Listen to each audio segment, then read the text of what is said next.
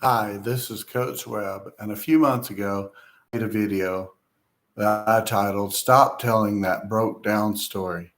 And what I meant by that was that the story that you're telling yourself is the story that you're going to represent in your life. So if you're telling yourself a story of failure, then that's how you're going to be seen. But today, I'm coming to you with part two, which is create a new story. So, if we're going to stop telling a broke down story, we have to have a new story that we tap into. And there has to be a way to do it. And there is. And you can create a new story. How do I know? Well, because I have three examples to share with you. First one is Teddy Roosevelt. Now, Teddy Roosevelt is one of my favorite presidents of all time, one of my favorite people of all time. The reason why is when he was born, his parents were told that he would never really amount to anything. He was small, he was frail, he was weak, and he was sick. We shouldn't even know about him. But if you know about history, then you know that Teddy Roosevelt went on to play sports. Teddy Roosevelt went on to serve in the military. And ultimately, Teddy Roosevelt became president of the United States. Not bad for a kid who wasn't supposed to be anything. You see, not only did his parents not believe or tell him that broke down story, but Teddy refused to believe it also. Teddy refused to believe and participate in that broke down story. And so the next person that I want to bring to you is Mary Magdalene. Now, Catholics are celebrating Mary today, and it's very interesting. There's a great tie in to this because Mary's backstory was kind of shady. In fact, very shady. It was believed that she was a prostitute before she met Jesus. But she went from being reviled to being revered because she was the first person to go to the tomb and report back to the disciples that Jesus was alive.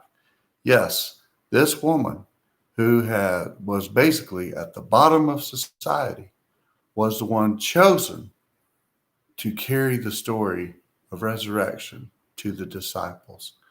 Now that is a new story. But she had to make that decision for herself, and she did. The last person I want to talk about is myself. You see, I was living a broke down story. I was living a broke down story of anger, of fear, of upset, of just frustration, and I was pushing people away. But that was my broke down story. I chose to create a new story because I couldn't stand it anymore. It's one of my favorite people in history. She said, um, I'm sick and tired of being sick and tired, Fannie Lou Hamer. And I was sick and tired of being sick and tired. And so I decided to start creating a new story. And yes, I had to trust people. I had to also trust Jesus. But as importantly, I had to trust people to help me because in the past, I believed that people only wanted to hurt me. So I decided to change that story. I decided to going from being someone who pushed people away to being someone who brought people closer. So I just want to encourage you today. And the greatest part about it is that changing your story and creating a new one doesn't mean you have to change everything at once. That would be quite the monumental task. Am I supposed to just change everything about myself? Am I just supposed to become somebody else? No. You're just supposed to be you. Be the you that you want to be. I'm now the me that I want to be.